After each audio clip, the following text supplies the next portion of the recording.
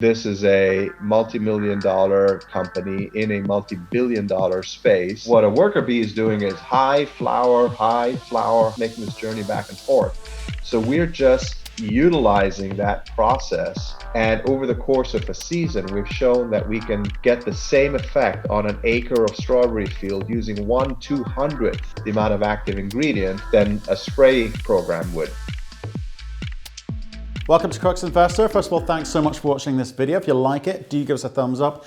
And if I could ask that you leave your comments below, helps us understand the sorts of questions you'd like us to be asking the company, what you think of the company, and indeed how you think we're doing. And if you haven't already done so, please click the button in the corner of the screen to subscribe to our YouTube channel. And of course, for more videos like this, click the notification bell. We spoke earlier today to Ashish Malik, who's the CEO of BVT, Bee Vectoring Technologies. They're listed on the TSX-V, and I'm delighted to say their ticker is BEE.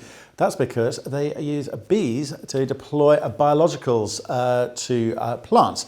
And these biologicals protect plants against infections, molds, insects, and also can deliver nutrients to enhance the production and growth of the plants and whatever it is that the farmer is growing. We're quite excited about this. We know my love for bees. So it's a slightly unusual one from our norm, but I thought it was a fascinating space to be into. It's quite a small space, very niche. These guys think they've got something special. So do take a look in the description below at some of the topics we discussed. It's all fascinating. And if anything that interests you in particular, click on the number. That's called a timestamp, and that'll jump you to that part of the video. So enjoy what Ashish has to say.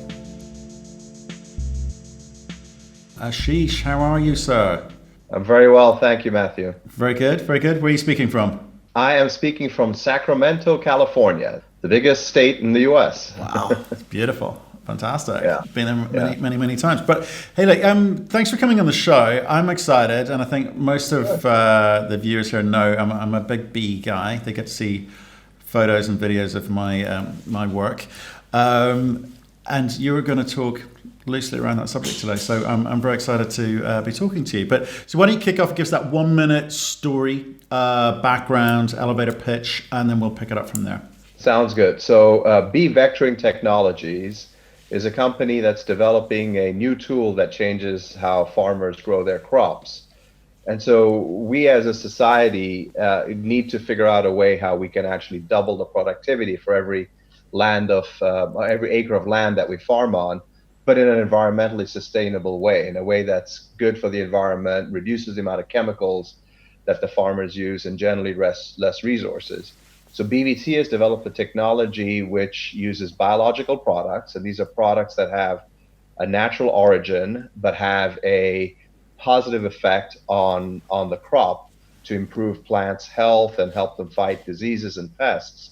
So we have biological products, but what we are really addressing is how these products are delivered onto the crop. So historically, a farmer will spray a product onto their crop, which is actually inherently quite inefficient. And so we have developed a system which uses the natural pollination process of bees, and we harness that process to deliver these biologicals to crops in a very targeted way, using commercially managed bees, whether they be honeybees or bumblebees. Okay, fantastic.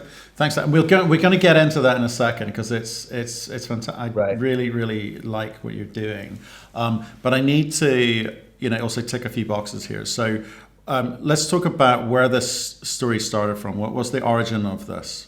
Yeah, so the idea of using bees as vectors, right, to deliver biological products from crops has been studied in academia for close to 20 years now. It actually started, our business started by some researchers at the University of Guelph in Ontario, Canada.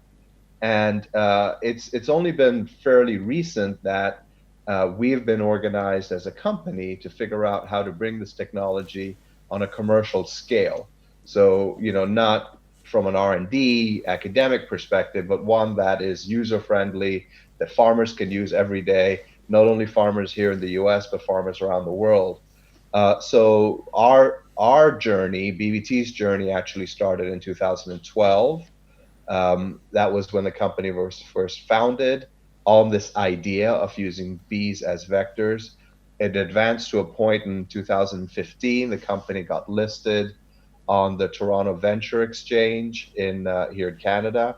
And then in the last year, or less than a year actually, is when we've actually achieved commercialization. So we got our regulatory approval from the U.S. Environmental Protection Agency late summer last year, and here in the last few months is when the revenue journey for us has started. So that's kind of a quick snapshot about our history. Right. Now, how long have you been with the company? I joined in 2016, September of 2016. And why did they bring you in? So, what problem were they trying to solve? like I mentioned, the founder of the company, who by the way is still very active with the company and one of the largest shareholders, he had reached a point where, I mean, he didn't have the industry expertise, right? So he knew enough about engineering and as an entrepreneur, but realized that to take this company to the next level, he needed to bring somebody in from within the agricultural space.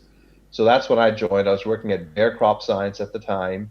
I connected with Michael as kind of an advisor initially, and then in September 2016 became the full-time CEO. So tell us about you then. Okay, if you're the guy that's been brought in to solve the problem, Yeah. What have you got? Yeah. What have I got? So What have I've you been in got the in ag your industry locker? for about So I've been in the ag inputs industry for about 18 years, and it's interesting. A lot of my peers have come from within. I've grown up on farms and things like that, but that's not me. You know, I actually am an engineer by training, but about 18, 19 years ago made a shift, kind of coincidental with when my wife and I started raising a family, and I started thinking about, you know, food and the legacy and future generations and so on and so forth. And it sounds a little, you know, corny in a sense, but it really is true. It was a bit of an epiphany.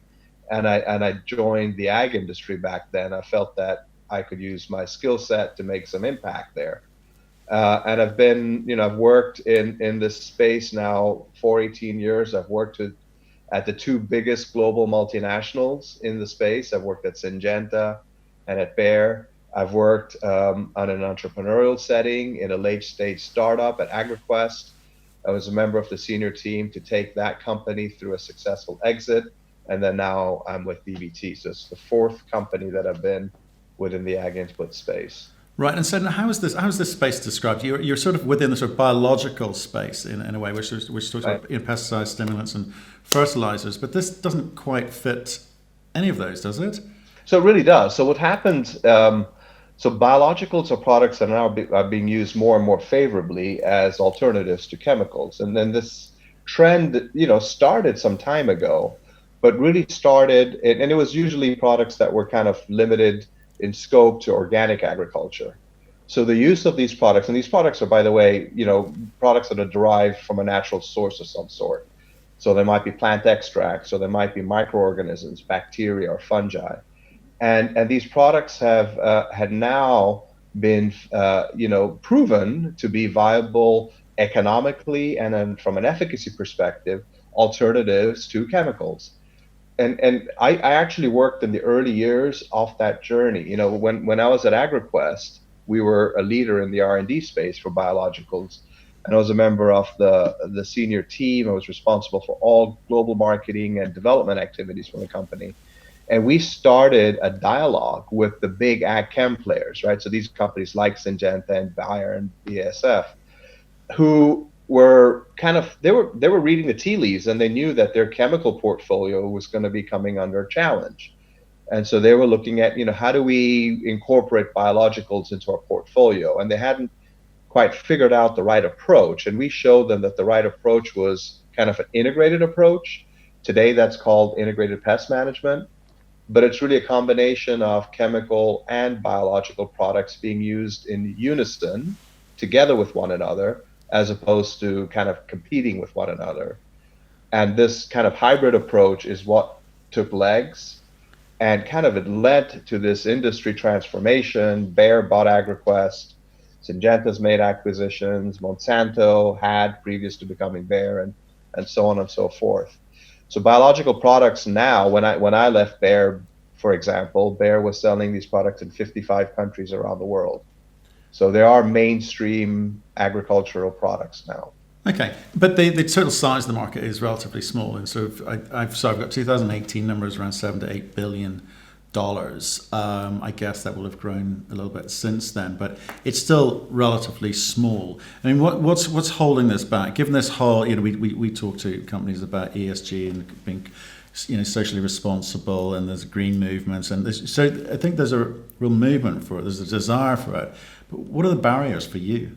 Well, I think it's awareness. It's awareness and finding the right, efficacy, the right programs within which to use these products. So, I mean, you're right that it's relatively small from a $60 billion pesticide space, right? So less than 10%, thereabouts, or 10%-ish. But the use of biological products is increasing at 15% per annum on a compounded basis, and the use of chemicals is flat. So it's a journey as opposed to just kind of a step change. And I think one of the early knocks against biological products was that they just weren't efficacious. A farmer would use them, but it would come at a penalty. Well, not anymore. These products are just as effective in if they're used according to the manufacturer's recommendation. So it's really a question about bringing awareness down to the growers level in each country where you want to sell the products, and that's why it takes time. But consistently now for the last at least 7 or 8 years, we've seen the use of biologicals increasing 14, 15, 16% per annum. So we expect that to continue. So tell me, let's kind of like paint a picture for people watching this and go, right, here's a scenario about the way that it is used. So a farmer will acquire your product. And then what do they do? I mean, how do you sell this into the market? Is I guess what I'm getting at. Is it down to you, or do you sell through a channel, or how does it work? Yeah, no, it's interesting because I mean, you've got a whole network of distributors and retailers that the farmer can go and buy their seed or the ag inputs right from the shop down the street. So we have to, as BVT, we have to play within that infrastructure, right, which we do. But also for us, what's kind of unique is we're developing a new delivery system, right? So we're using the bees to deliver these products to crops. So we have to also educate the farmers on how to use managed beehives. So we have a presence directly in the field. We don't rely on distribution ourselves. They provide a service for us, but the technical message and how the system works, we're currently bringing that directly. Over time, we'll probably have business partners that will help us, but at this early stage in our kind of evolution, we're doing it ourselves. Okay, so where do you guys sit in the context of biologicals? So you're saying biologicals is growing at 15% a year. You are a little bit more complicated, right, than that because of the delivery system, i.e. these gorgeous little bees that are doing the pollinating job, but also the job of directly targeting the plant rather than, I guess, wasting a lot of biological all over the plant. So you kind of got some additional barriers there. So how much of the current biological market have you got, and what are you aiming to try and get? So we've modeled the opportunity for BVT. So let me take a step back. So the product, the biological product, is the product that has the effect on the plant, right? So it's the product that's going to help the plant fight different diseases, botrytis, monolinea. I mean, I can name them for your audience. It may not mean much, but there are these pathogens that our products help fight. There's other pests that affect the crop in and around the flower, and so there's biological products that could be used to affect those crops. So we call that the plant treatment product, right? The plant treatment agent. And then the second question and the second step in the process is how does it get to the plant? And traditionally, the farmers will spray. Now, the problem with spraying is it's extremely inefficient. So imagine, a field of strawberries and the farmer's passing across it with a tractor, and people have probably seen pictures of this. The water is going everywhere. The spray is going everywhere. It's not getting to the plant. It's getting to the soil, to the area between the plants. It gets into the water system. So there's a very small percentage of the active ingredient that gets to the flower. Well, on the flip side, if you think about a bee, right? What is a bee's mission in life? A worker bee, right? A forager. Well, their goal in life, their role is to go to the flower because that's the resource for them. That's where they get their nectar or their pollen, carbohydrates, and proteins, which they bring back to the hive. So what a worker bee is doing is hive, flower, hive, flower, hive, flower. They're just making this journey back and forth. So we're just utilizing that process to deliver the biological product from the hive, because that's kind of where the dispensing system is, and it goes right to the flower. So we've been able to demonstrate that it is extremely efficient because you're getting it right to where it needs to be. And over the course of a season, we've shown that we can get the same effect on an acre of strawberry field using 1/200th the amount of active ingredient than a spray program would mean. Right. And oh, by the way, it's biological, so it's inherently less toxic and it's safer than a chemical. So there's kind of these two benefits. Great. More targeted delivery and biological versus Great. chemical. So basically what you're saying is you've got these literally worker bees who you're coating, or they're either walking in or they're getting coated in whatever you were targeting. I guess you've got strawberries, blueberries, all sorts of different crops that you can target, right, with different products.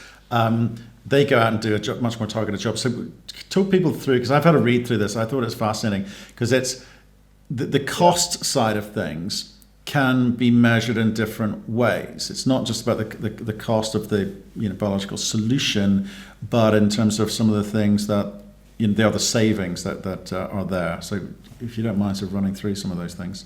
Yeah, of course. So I want to an interesting point here is you described the system quite well. We have a powder that's contained in a tray, and the tray goes inside the beehive on the exit side of a beehive.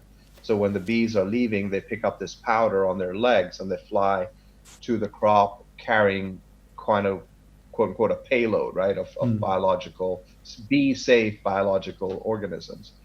The beauty about the system is the bee can actually carry multiple microbes. So our product helps a blueberry grower or a strawberry grower fight diseases like botrytis, which are gray mold, or mummyberry. These are commonly found pathogens for those crops. But over time, as we develop our business and we can, incorporate 2 or 3 microbes into that powder, we could also help through that same payload deliver a product that'll help fight different insects and other diseases that our particular microbe doesn't. So the value proposition of this technology is just going to increase over time on a per acre basis for the farmer. The way the value proposition is built is through this delivery system. The farmer can, clearly reduce the amount of chemicals that they're spraying, so they get a direct benefit by a reduction in the use of chemical fungicides or over time chemical insecticides. But what we've also shown is that the system increases yields regardless of whether there is a disease present or not. And that comes because you get a better pollinated crop.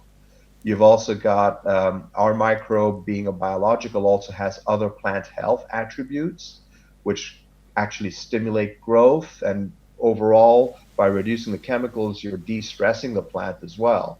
So all these things translate to a higher yielding crop. So the value proposition is on the one side, reduction of the chemicals, but also yield increases. And at the end of the day, that's what the farmer wants, right? They want more berries per acre of land. But I guess they also don't want to be driving tractors, spraying things around, because that's diesel, time, hardware, machinery, all of that kind of good stuff. So I think that's what interested me. Is that because it's a kind of complex delivery mechanism, you have there are going to be use cases where not all farmers know how to raise bees, rear bees. They don't know how to do that. So it's another thing that they're going to have to get into or try to understand and buy into, because financially it will save them money, it will save them time and increase yields and all of that kind of good stuff which they need to hear. But that must be a barrier in some cases. So surely some farmers forget it. I can't be bothered with this bee stuff. It's too complicated. How do I get even distribution across the seasons when they are working? So the interesting point there is there's actually a whole industry around the use of bees for pollination. Well, I've seen the So is there's it a service macadamia industry and already. almonds in California? They Is that right? Almonds is massive. So Yeah. I mentioned I was in Sacramento, which is at the northern end of the Central Valley, and there's about 1 million acres of almonds that are planted. 80% of the world's supply of almonds comes Yeah. from the Central Valley in California. And every February, right middle of February, right around Valentine's Day, as a matter of fact, Yeah. these almond trees start blooming, and there's 1 million beehives that the farmers are renting for $150 to $200 per unit. It's a lot of money, $150 to $200 per hive, Yeah. times 1 million hives. You can do the math. Yeah. $200 million roughly every year on for using these bees on a 3-week period to pollinate the almond tree. And these bees pollinate 3 trillion flowers. It's an established industry. And then what happens is the bees move up the Pacific coast. They go to the Pacific Northwest. They'll pollinate blueberries and apples and plum and cherries. And then they'll come to the Midwest and they'll do sunflowers. So there is this commercial bee industry that we kind of piggyback off of. Got it. So That's a where I was lot getting of what to. we are doing, Okay. right? So we're not creating something from scratch. We already have an established infrastructure that we are utilizing. And bumblebees, for example, in Europe, are used in greenhouse production. Tomatoes and vegetables that are grown in Spain, they all use bumblebees to help pollinate the crops. So that's how we would approach the European market, right? So yeah, it's so far most of the crops that we had the most success with are crops where the farmers are already used to having bees on their farms. Fantastic. Yeah, I saw a sort of Netflix special about the almonds. Yeah. Yeah, because I think it was around the time when sort of varroa mites was an issue in the industry, just the disappearing bees, etc. Yeah. Okay, so you work with those guys to kind of help get your product out there. But what are the other barriers to this? Why are people not latching onto it as quickly as perhaps you would want? Well, so we operate in a regulated industry, right? So we want to be able to make a claim as a biological fungicide. So we had to go through the regulatory approval process with the EPA, which we completed last August. So we didn't have license to sell until September of last year. The interesting thing there is we were the first product in the US that gained a registration for delivery using bees. So we've created this new category within the EPA, which then will allow us to develop additional products for the same use pattern. So we had to get that approval, and then once you get the approval, you start the sales process. And it's fairly typical when you're selling to a farmer, and their sales cycle is typically a 3-season cycle. Their first season, and this is true of any new technology, right? They'll want to kind of kick the tires in the first season. You may have to give them some free product for them to play with. The second season, if they see good results, they may buy it for 5 or 10% of their field, and then they'll start measuring how it does. And then the third season, they'll hopefully, if it works, you have widespread adoption. So we're in that very early stages of that three-year cycle. So our revenue is kind of small. We also don't have a big sales force, so we're just getting going as a company, right? But over time, we get more crops, we get more salespeople. We're in the third year of that 2 or 3 year cycle. We get more registrations globally, and you'll really start seeing the business accelerate in 2 to 3 years. Yeah, we've seen the same issues in the fertilizer space when companies are starting up. Yeah, absolutely. As well. Absolutely. You got to get the supply chain sorted. So tell me about the corporate structure. So you're listed at the moment. What's your market cap? So we're listed on the Toronto Venture Exchange, TSX-V. So it's kind of the junior exchange to the Toronto main exchange. And we've been listed since 2015. Our market cap is right around 30 million Canadian dollars, which is 22, 23 million US dollars. So Okay. we're a small cap company. Yeah. But but we've got, tremendous opportunity moving forward. And and with regards to the cash flow, it is small, you've said. Is that, are you self-sustaining yet, or are you reliant on having raised cash recently? No, we have to raise cash. I mean, this is a company that probably won't be profitable for another few years. And so the way we've raised money is through private placements. That's how we've done it, until thus far. In 2020, we've started talking to some more sophisticated strategic investors that are more longer term investors that may also have some connections that could help us as a business. Unfortunately, the COVID situation has slowed that down because these are people that, like seeing management face to face, not as opposed to through a video. And so we're trying to we're getting still used to a new way of operating. But we expect that later this summer we will re-engage with those people once again. But the retail community across Canada has been very good to us. We just raised $650,000 a couple of weeks ago. And if we need to go back and raise through a family and friends types offering, we have that option as well. Okay, this is going to take a while to kind of get going. I can see you attracting a certain type of investor who, for the reasons that you got into this space from engineering, who like the green component of it. But that in itself is not going to be enough for most people. They're going to want to have some kind of financial return to this. So what type of investors are you after? You talked about friends and family there, but they're also going to be long, patient holders too, don't they? Right. No, absolutely. I think that, if you look at our capital structure, we have probably about 40% of the company that's held by insiders, by management, the founder, and 2 or 3 strategic, individuals that are in it for the long haul. The remaining 55% is more public. But what we're finding is the people that are holding BVT position recognize that this is a long-term journey, but they feel very passionate about what it is that we're trying to do. And what we're trying to do at the same time is educate that that investors shouldn't be looking at the absolute kind of revenue in 2020 to make a decision because we don't frankly want that kind of investor. We want people to recognize that 3 years from now, this is a multi-million-dollar company in a multi-billion-dollar space that also has got a number of strategic partnerships, which could possibly lead to an exit, right? So this is a technology that within the portfolio of a bigger ag company suddenly can be, more used across the board, right? More widely in Latin America, Europe, North America, Asia. So that's the longer term vision, to have a series of partners that can bring this system to market in a whole bunch of local countries. And is it so the investor that recognizes that journey is the one that we're trying to attract. And do you worry about competitors? I mean, this is imitable, surely.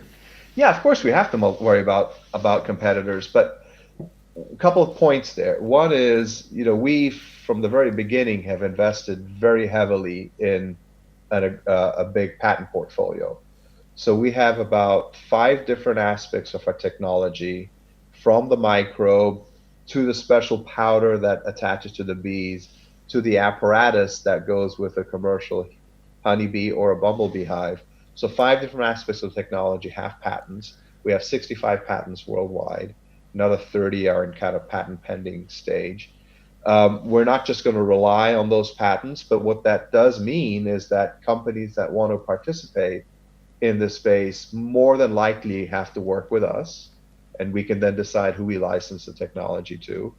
But what we're also doing very aggressively is building a portfolio of partners that we believe would be good go-to-market partners for us, partners that also have other candidates of microbes that could be good for delivery using bees, that hit this particular criteria around being safe for the bees and kind of protecting a plant against a pest that affects the flower zone.